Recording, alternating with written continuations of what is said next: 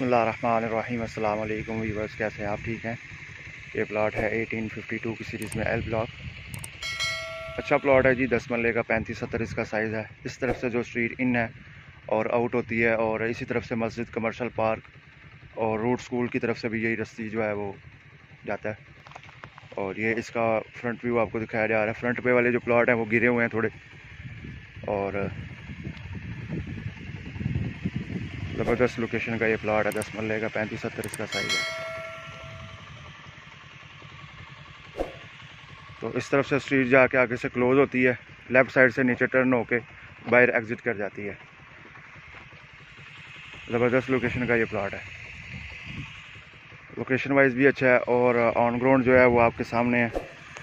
Ground level है। Little bit work जो है वो रिक्वायर होगा आपको, क्योंकि बहरिया ने पाइलिंग भी मस्ट कर दी है और पाइलिंग आपको करनी पड़ती है।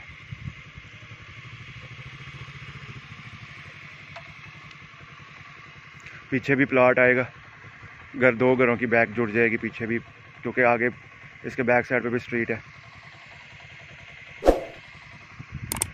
तो ज़बरदस्त लोकेशन का ये प्लॉट है। 70 डिमांड करते हैं। पोजीशन यूटिलिटीज़ पेड है इसके अंदर। जज़ाकल्लाह।